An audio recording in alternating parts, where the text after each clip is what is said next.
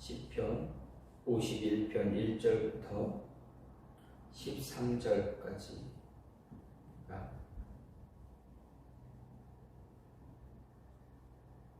시편 51편 1절부터 13절입니다. 하나님이여, 주의 인자를 따라 내게 은혜를 베푸시며 주의 많은 긍휼을 따라 내 죄악을 지워 주소서. 나의 죄악을 말갛게 씻으시며 나의 죄를 깨끗이 제하소서. 무릇 나는 내 죄가를 아오니 내 죄가 항상 내 앞에 있나이다. 내가 주께만 범죄하여 주의 목전에 악을 행하였사오니 주께서 말씀하실 때에 의로우시다 하고 주께서 심판하실 때에 순전하시다 하리이다. 내가 죄악 중에서 출생하였음이여 어머니가 죄 중에서 나를 잉태하였나이다. 보소서, 주께서는 중심이 진실함을 원하시오니 내게 지혜를 은밀히 가르치시리이다. 우슬초로 나를 정결하게 하소서. 내가 정하리이다.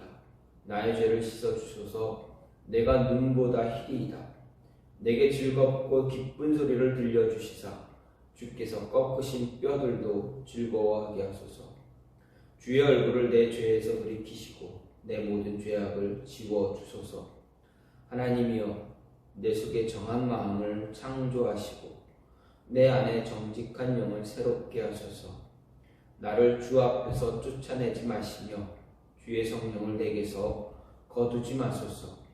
주의 구원의 즐거움을 내게 회복시켜 주시고 자원하는 심령을 주사 나를 붙드소서. 그리하면 내가 범죄자에게 주의 도를 가르치리니 죄인들이 주께 돌아오리이다. 아멘. 오늘 말씀 시편 51편 말씀입니다.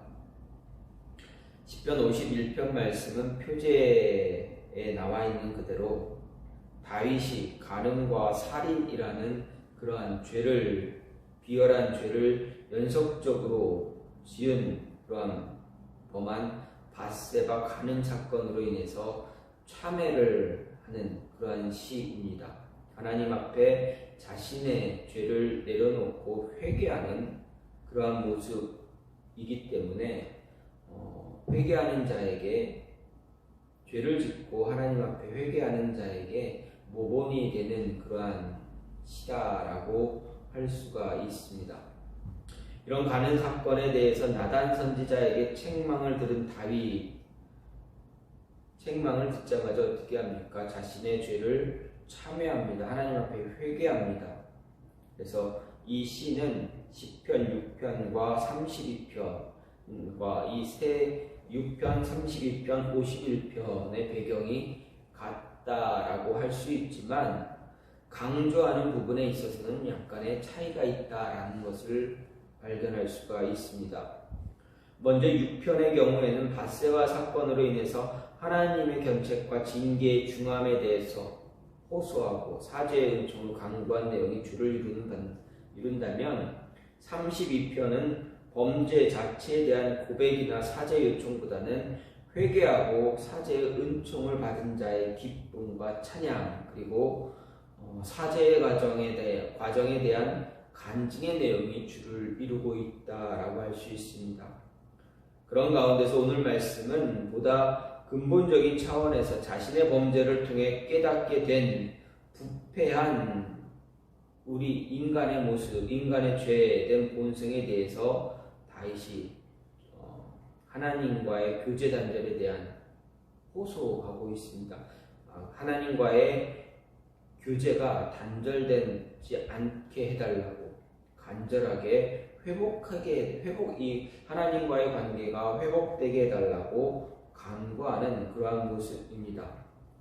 그리고 신앙에 의한 사죄, 구원의 확신, 이런 내용들이 주를 이루고 있다라고 이루고 있음을 볼 수가 있습니다. 이렇게 볼 때 이 세 편의 시 가운데 아마도 오늘 본문이 51편이 가장 먼저 쓰여진 것이다 라고 생각할 수 있고, 그 다음으로는 6편 그리고 32편이 가장 마지막으로 쓰여졌다라고 볼 수가 있습니다. 어쨌든 이런 배경을 통해서 다윗이 고백하는 이 시는 우리로 하여금 온전하게 하나님과의 바른 교제를 하지 못하게 됐을 때 어떻게 행동해야 되는가를 잘 가르쳐주고 있다 할 수 있습니다. 우리의 삶의 현장에서 신앙의 길을 잘못 들어섰을 때, 죄로 인해서 하나님을 떠나는 그러한 모습에 있을 때, 그런 신앙의 경로를 이탈했을 때 어떻게 행동해야 하는가, 다윗은 자신의 시를 통해서 우리에게 잘 가르쳐주고 있습니다.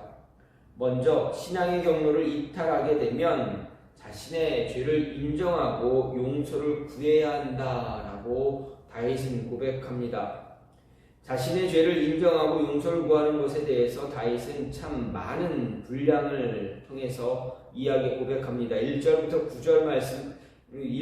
9절까지 말씀을 보게 되면 자신의 죄, 내가 하나님께 죄를 지었습니다 하면서 이 죄를 제발 용서해달라, 이 죄를 지워달라, 잊어버려달라, 내 죄를 깨끗이 해달라라는 그러한 고백이 1절부터 9절까지 나와 있습니다. 오늘 말씀, 다윗 자신이 잘못된 신앙의 길로 들어서자 그 길이 바르지 않다라는 것을, 그리고 자신이 하나님 앞에 죄를 지었다는 것을 인정하는 것을 볼 수 있습니다. 먼저 다윗은 이스라엘 군대와 함께 전쟁에 나가야 함에도 불구하고 어떻게 됩니까? 전쟁터에 나가지 않고 어떻게 보면 낮잠을 취한 사람입니다. 낮잠을 잤습니다. 낮잠을 자고 늦은 오후 시간에 깨어서 한가롭게 왕궁의 옥상을 거닐었습니다. 그때 다윗의 눈에 들어온 것이 무엇입니까? 바로 한 여인이 목욕을 하고 있는 것이었습니다. 그 여인은 다른 누구도 아닌 자신과 이스라엘을 위해서 지금 전쟁터에 나가 목숨 걸고 싸우고 있는 장군 우리아의 아내 밧세바였던 것입니다. 아름다운 여인의 목욕 장면을 보고 음욕을 품는 것에 끝나지 않고 그 음욕을 행동으로 옮긴 것이 바로 다윗입니다. 물론 다윗은 신하를 통해서 그 여인이 누구였다라는 것도 알게 되었습니다. 그럼에도 그 죄를, 그 마음을 제어하지 못하고 밧세바와 잠자리를 가지게 됩니다. 그거 얼마 지나서 밧세바는 어떻게 합니까? 자신이 임신한 것을 다윗에게 이야기합니다. 다윗은 이 사실을 숨기기 위해서 우리아를 전쟁터에서 불러들여 우리아 아내 밧세바와 잠자리를 청하게 유도합니다. 그러나 어떻습니까? 우리아는 정말 충성스러운 신하였기에 자신의 동료들이 전쟁터에 있기 때문에 자신의 아내와 동침할 수 없다 이야기합니다. 그래서 동침하지 않습니다. 결국 다윗의 계획은 실패가 되어버렸습니다. 그렇다면 여기 이쯤에서 다윗은 자신의 걸어가고 있는 길, 자신의 죄된 길, 그 길이 잘못된 것임을 빨리 깨닫고 우리아에게 용서를 구해야 했습니다. 그럼에도 그는 어떻게 합니까?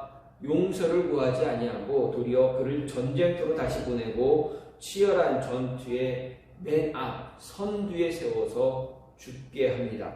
아니, 군대장은 요압에게 청부 살인을 하는 그러한 모습을 보여줍니다.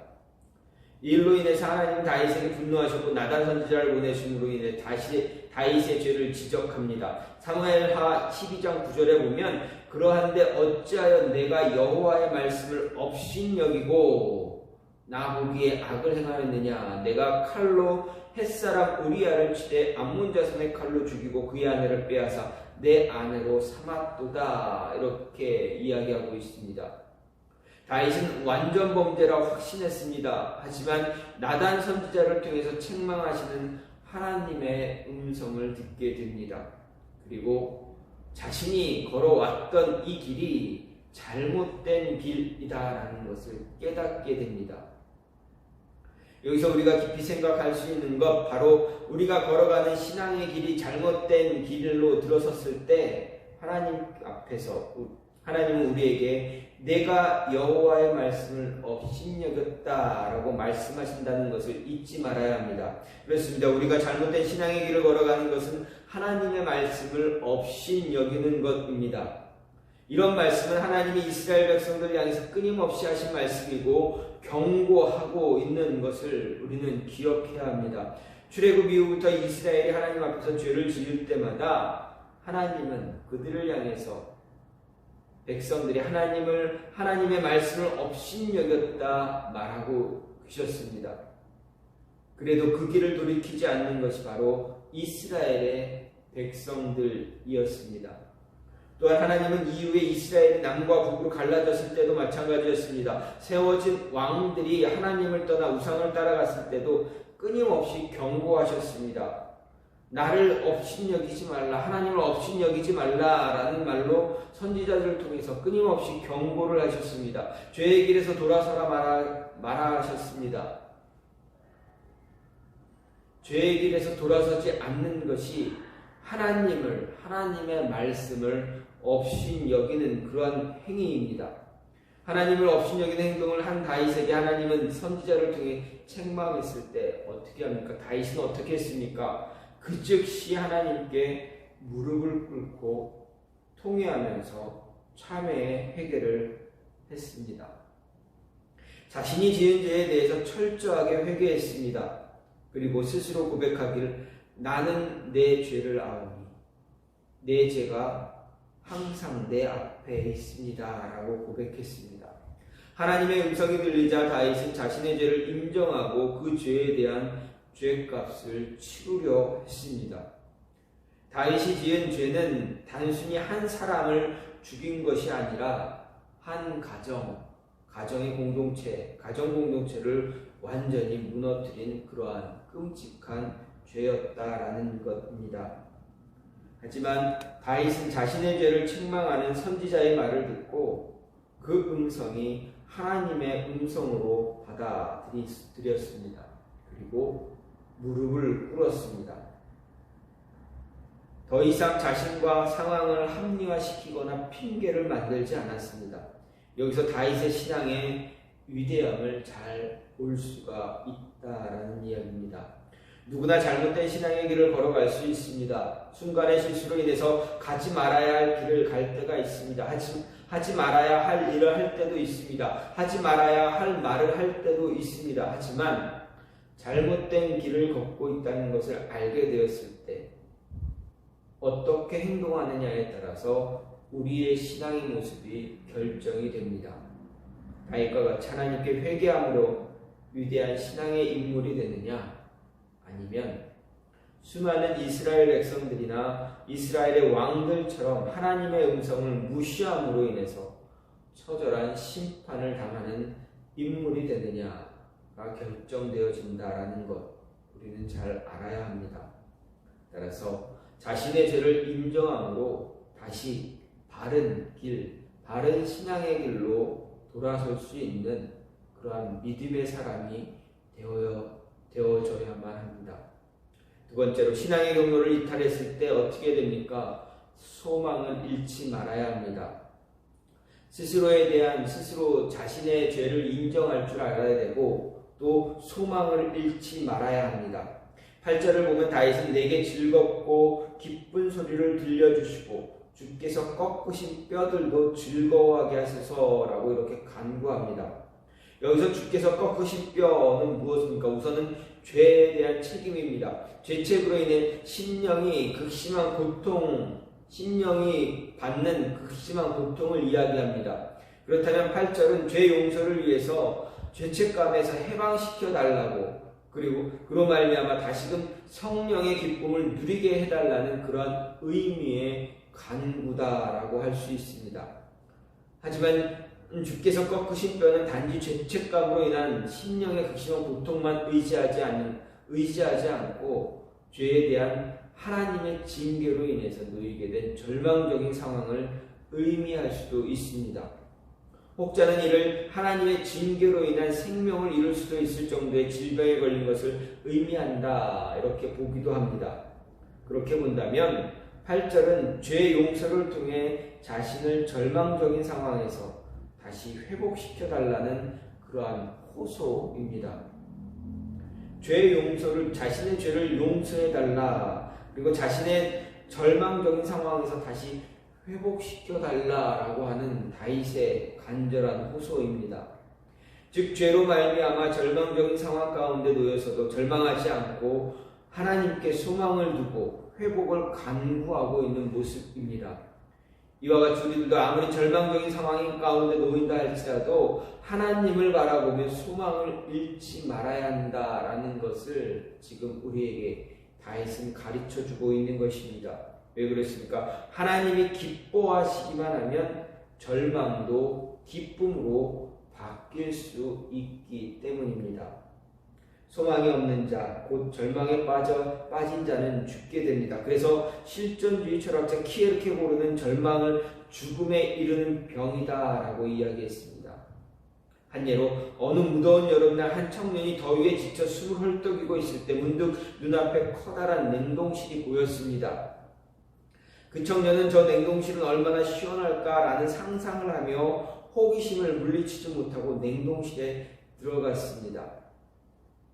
그런데 실수로 냉동실 문을 닫았습니다.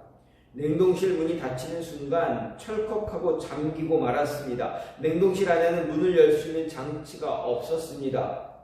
그래서 그는 문을 두드리며 안간힘을 썼지만 그 문은 열리지 않았습니다. 잠겨진 냉동실 문을 보면서 이 청년은 절망에 빠져서 이런 유서를 썼다 합니다. 이젠 완전한 절망이다. 죽음의 그림자가 나를 죄어온다. 내 몸은 점점 얼음으로 변하고 있다. 조금 후면 꽁꽁 얼어 죽을 것이다. 이틀 후에 사람들은 냉동실에서 숨진 이 청년의 시체를 발견했습니다. 그런데 정말 놀라운 사실은 그 냉동실은 작동하지 않는 냉동실이었습니다. 그저 고장난 냉동실에 불과했다라는 이야기입니다. 그 안의 온도는 사람에게 가장 적합한 섭씨 15도 정도밖에 되지 않았고 산소도 매우 충분했었습니다. 그럼에도 청년은 몸을 잔뜩 움츠리고 죽어 있었던 것입니다. 이 청년이 이런 냉동실에서 죽은 이유 하나입니다. 단 한 가지입니다. 냉동실에 갇혀서 더 이상 소망이 없다라고 여기고 절망했기 때문입니다. 이처럼 절망은 사람을 죽음으로 몰고 가는 그러한 두렵과 같습니다. 하지만 절망적인 상황에 처한다 할지라도 하나님 의지하고 소망 잃지 않으면 회복할 수가 있습니다. 회복될 수 있습니다. 다윗은 심각한 죄를 범하고 그것이 발각돼서 그야말로 절망적인 상황에 놓였지만 어떻게 합니까? 그 죄책의 중압감이 그의 심령을 죽은 자와 같이 만들었지만 또 죄로 인해서 하나님의 징계가 그를 삶의 소망을 가질 수 없는 상태로 몰아갔지만 다윗은 절망의 자리에 앉지 않았습니다. 절망에 빠져 있지 않았습니다. 절망하지 않고 좌절하지 않았습니다. 도저히 소망이라는 것을 가질 수 없는 상태였지만 그래도 다윗은 하나님 의지하면서 소망을 가지고 고백합니다. 주여, 저의 범죄로 인하여 주께서 저의 뼈를 꺾으셨습니다. 그러나 주님, 당신이 저에게 용서하신다는 즐겁고 기쁜 음성을 들려주시기만 하면 저는 소망 가운데 즐거워할 수 있습니다. 결국 다윗은 하나님의 은혜를 입어서 절망적인 상황을 극복하고 다시 회복할 수가 있었습니다. 절망이란 존재를 크게 보고 그 늪에 빠지면 더 이상 소망을 찾을 수가 없습니다. 하지만 아무리 어려운 상황이라도 절망보다 희망을 갖는다면 다시 회복할 수가 있습니다. 다윗은 죄로 인해서 절망에 빠지게 되었지만 자신의 잘못된 길을 돌이켜 바른 길로 돌아섰을 때 그는 하나님의 은혜를 통해서 다시 회복되었습니다. 따라서 우리도 역시 우리의 신앙의 길이 잘못된 길에 들어섰다 할지라도 절망하지 말고 소망을 가지고 다시 회복될 수 있다라는 그 소망을 가지고 바른 길, 올바른 길로 다시 돌아와야 합니다. 바른 길로 돌아오면 하나님 앞으로 다시 바른 모습으로, 바른 신앙의 자세로, 신앙인의 모습으로 돌아오면 하나님은 저와 여러분에게 더 큰 소망을 주실 것입니다. 그래서 우리는 이 소망을 잊지 말고, 우리에게 소망이 있다라는 것을 잊지 말고 꼭 기억해야만 합니다. 마지막으로 신앙의 경로를 이탈했을 때 다윗이 고백한 것은 내 안에 정직한 영을 창조해달라 고백한 것입니다. 10절 말씀을 보면 다윗은 하나님이여 내 속에 정한 마음을 창조하시고 내 안에 정직한 영을 새롭게 하소서 이렇게 고백합니다.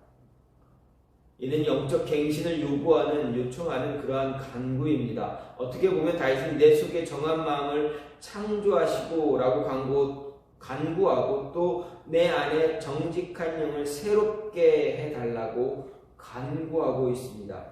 이것은 사실상 같은 말을 반복하는 것과 같습니다.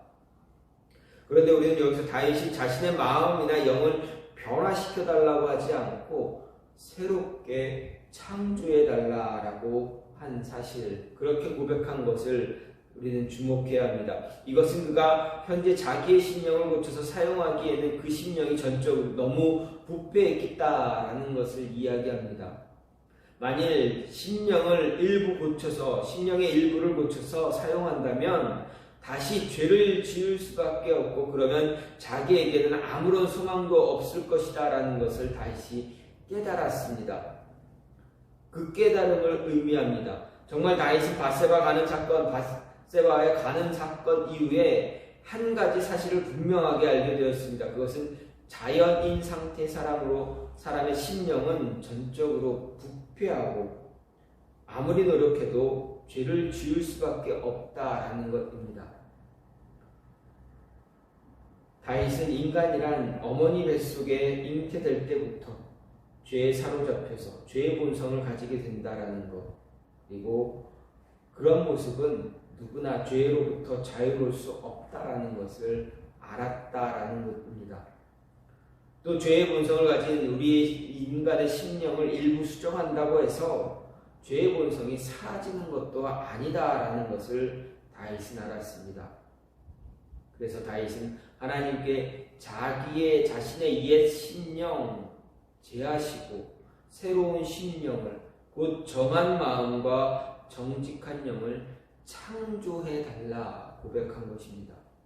그렇습니다. 사람은 그 심령이 거듭나지 않고는 하나님이 기뻐하는 의의 삶을 살 수 없고 오직 죄된 삶만 살 수밖에 없다라는 것입니다. 죄의 본성을 가진 자가 죄만 짓는 것은 너무나 당연합니다. 따라서 사람이 의의 삶을 살려고 한다면 죄의 본성을 가진 옛 심령은 죽고 의의 새로운 심령을 가져야 하는 것입니다. 즉 거듭나야 한다라는 말씀입니다.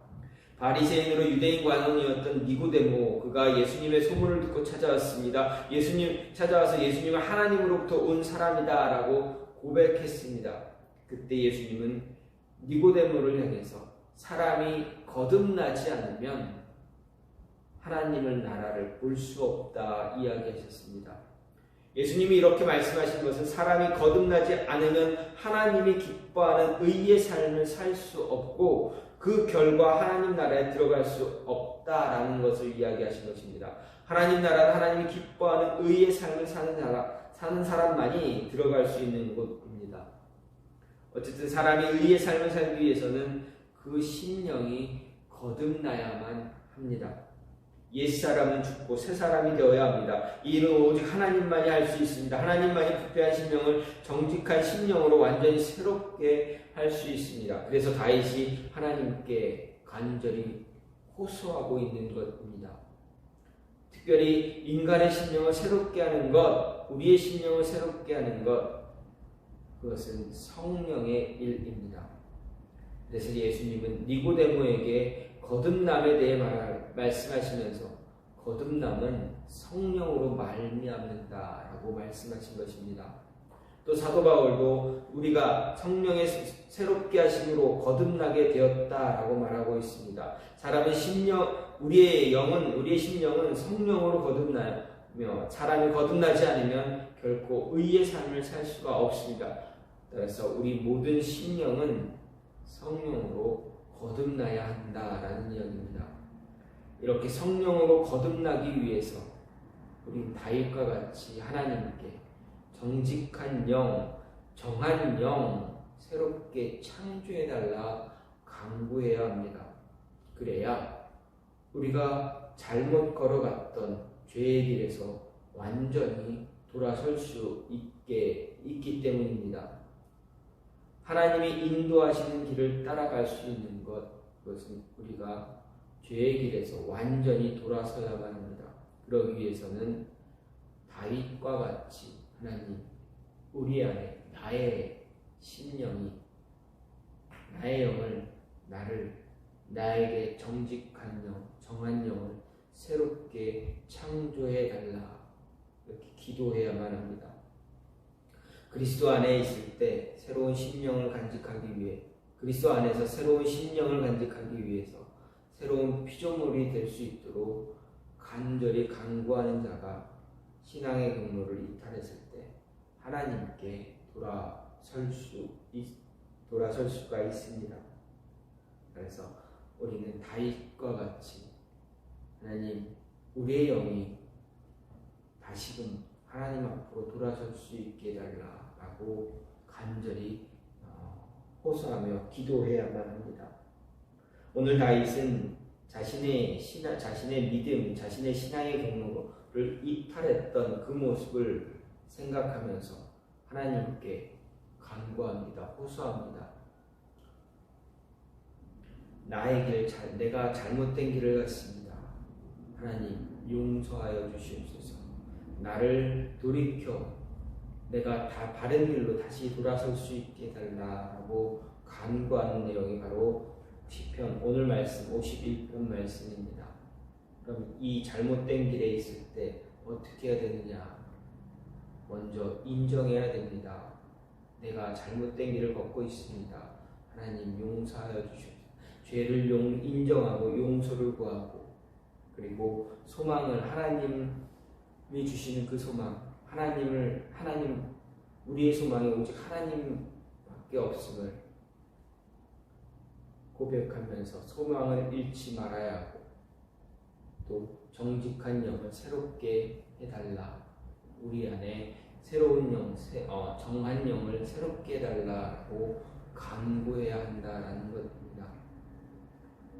저와 여러분의 우리가 혹시라도 잘못된 길을 걸어가고 있다면 하나님께 다윗과 같이 이러한 우리의 신앙의 경로, 우리의 경로가, 우리가 경로를 이탈했을 때 하나님 이렇게 우리를 돌이켜 주셔서 돌이킬 수 있게 해달라고 이렇게 기도할